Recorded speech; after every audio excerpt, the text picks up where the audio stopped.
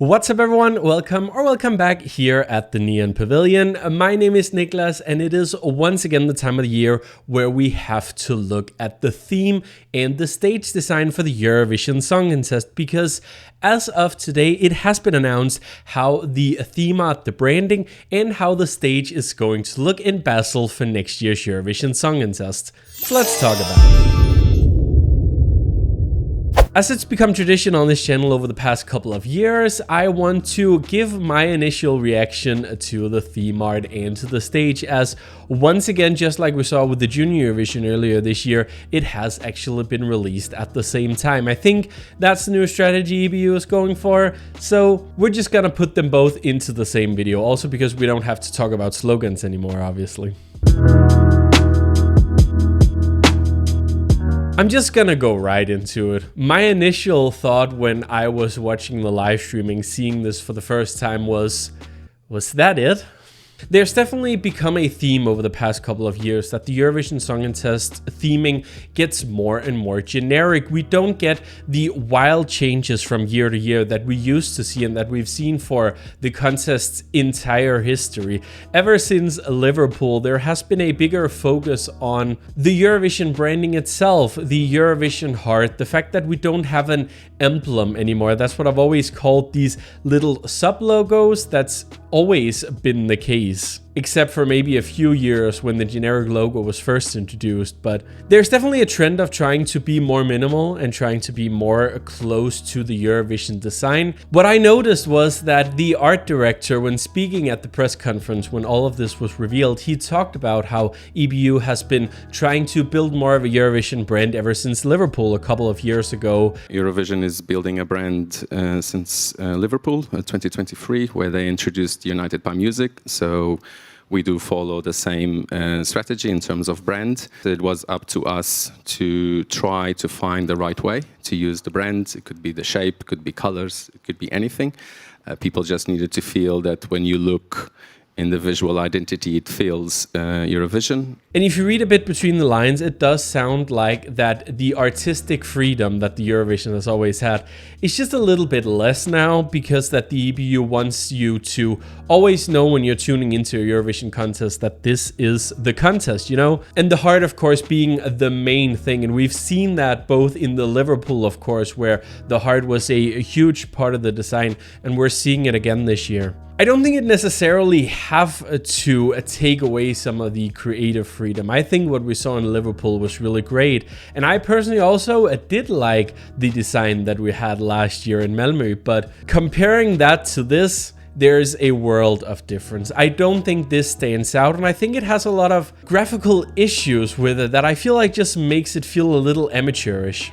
The theme this year has a bit of the same sort of elements that we saw in Austria in 2015, but I think they pulled it off way better than Switzerland have been able to do this year. You can almost see the little hearts as little LED lights as well, so I get what they're trying to do, but I don't think it works, and there's a few different reasons why. First of all, I just think that the hearts are way too small. In this digital age that we live in, where a lot of the content also around Eurovision Song Contest is being consumed on your phone, I think it just becomes a little too small, so you don't really recognize it. When they were doing the press conference and they had it up on the little screen behind them and they tried to show off some of the different ways it could be used in posters and around the city, you really couldn't tell the design at all, because it became very small and it was also of low quality. And that's one of the worst things you can do when you're designing something that's digital first, which it obviously is. It's a song contest, it's a television program.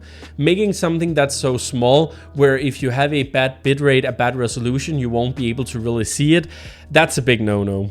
I also think the colors are a little bit too neon and a little bit too punchy. I know that the Eurovision design, the generic design they use on the off-season, has very much the same sort of colors, and I don't necessarily love those either. I think the pink that they're using is just very, very ugly. When colors become a little too bright and a little too neon, it makes it look just too cheap, and also it can be very headache-inducing if you have a lot of those bright colors flashing at the same time. And even when you just go on the ESC website and look at it on your PC like I did, it just makes it feel a little disorienting because it is so small and it is so bright, the colors.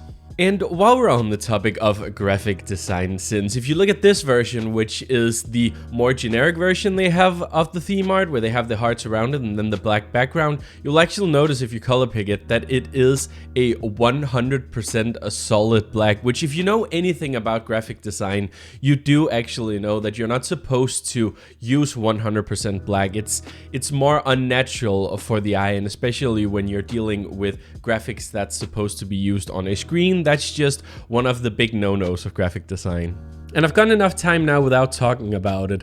The font. It was the first thing I wrote down on my notes. That was, I hate the font. You would think a country that created a font so recognizable and so iconic as Helvetica, you'd think they could create something better than this. Eurovision is all about fun, it's about creativity, it's a big party, and this font screams, I don't know, like an essay that you wrote at school? I don't know. And the fact that it has to be italic as well doesn't make it better. It feels old school, but not in the retro fun way. And it just feels way too formal for what this contest is. I can't imagine that this will look great on screens at all, and especially working with italic fonts for title cards, that's just... It can create some issues because essentially if you put it in a box like they did with the title cards at the press conference, you all of a sudden have more space on one side than the other side.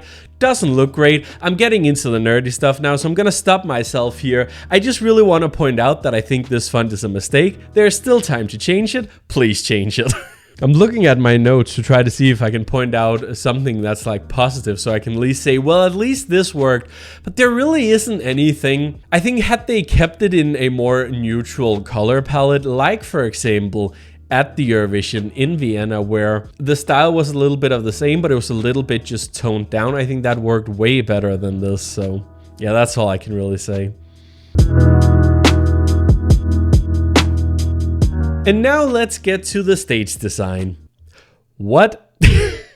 I'm not very positive in this video, I do apologize. I think I've already mentioned in videos prior when talking about stage designs that I have gotten tired of the Florian Vida style of stages. I think he's designed too much, and I think the stages often borrow elements from old stages and there isn't a lot of innovation going on. While I liked the stage in Malmö, sometimes I feel like the issue with the Florian Vida stages is that he often tries to incorporate too many elements and too many different ways of doing things that makes the show feel less coherent. And 2025 sure has that issue as well. It's a huge stage, way bigger than I feel like we've had for many years, with the big long centerpiece in the middle. This feels too big in my opinion, especially for acts when there's only going to be one performer on stage. I think, or I hope, I guess, that we'll see most of the performances on the stage at the back, because I think that's a fine enough size and that can work alright, I guess. But I just can't imagine that this is gonna look that good on the television screens, especially when you do those big panning wide shots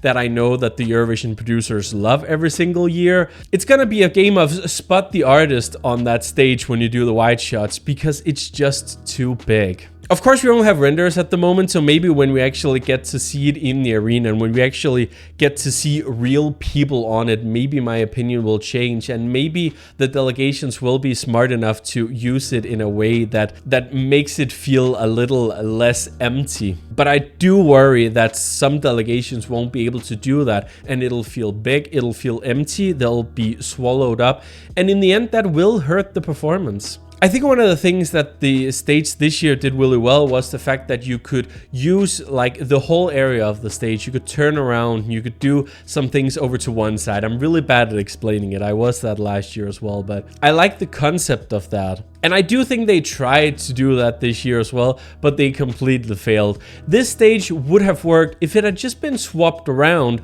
so the big frame that they talk about would be at the back instead of at the front.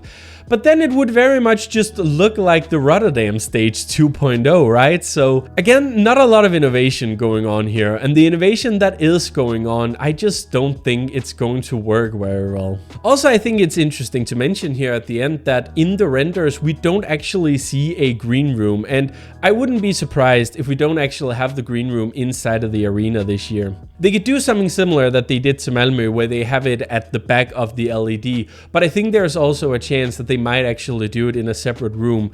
And the reason I say that is because we have seen the talk about these no filming zones. We have seen these talks about putting less pressure on the artist, making sure that they have their own safe spaces. And one way to do that is definitely to make a green room that's inaccessible for the public and putting less cameras in there, so you don't have the feeling of being constantly filmed when you're in that very vulnerable moment that it is during voting sequences or in the semis when it comes to who's qualifying, who's not. I've definitely seen videos on social medias in the past couple of years where people in the audience have filmed artists reacting, being sad about the fact that they didn't qualify, and I could see this being a way for the EBU to say we don't want to see that anymore. So if we see a green room being separate from the stage this year, I wouldn't be very surprised. I feel like you can tell that the Swiss broadcaster aren't used to producing shows of this scale. We've seen that before when Eurovision comes to a country that haven't hosted the contest many times. In general, they don't produce these kinds of shows. They don't have experienced people who are used to producing things of this scale. Sometimes they get a couple things wrong that makes it feel a little bit cheap and a little bit amateurish. And I really don't want to say anything bad about the designers because I'm sure they've done their best, but I'm not very impressed. It's very meh, it's very middle of the road, and a lot of the decisions in the graphic design I surely wouldn't have made. This isn't one of the designs that's gonna go down in history as one of the best, but I think I'll wait until we've actually seen it in action. We've actually seen the contest to really say if this is one of the worst we've ever seen, because right now I'm not very optimistic, but maybe things will change once they get to work a little bit more about it before we actually get to May.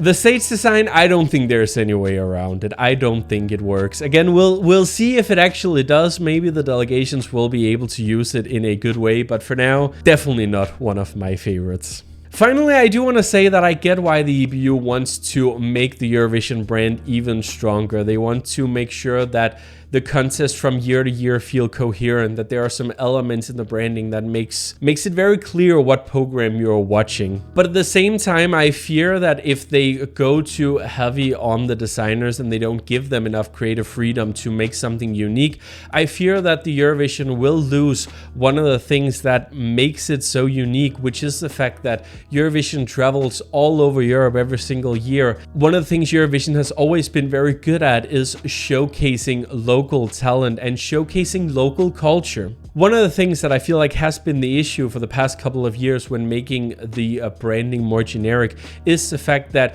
you lose a lot of that cultural identity in it. This design doesn't feel Swiss in any sort of way. They can say what they want and they can try to put little mountains on the renders of the stage design to make it look more Swiss.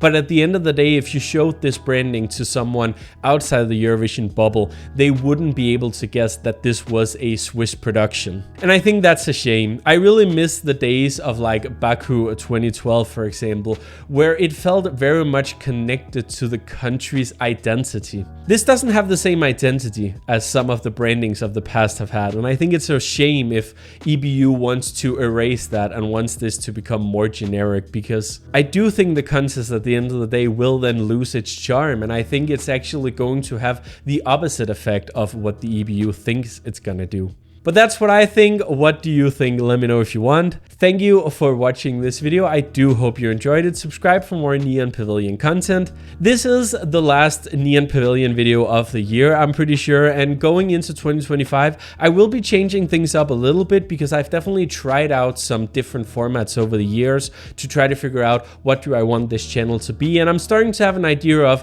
where I want it to go. So hopefully you'll see my direction. You'll see my idea once we actually get into the videos in 2025. But for now, thank you for watching. Have a great day, have a great Christmas and a great new year, and I'll hopefully see you guys in 2025 for more Eurovision fun. Take care.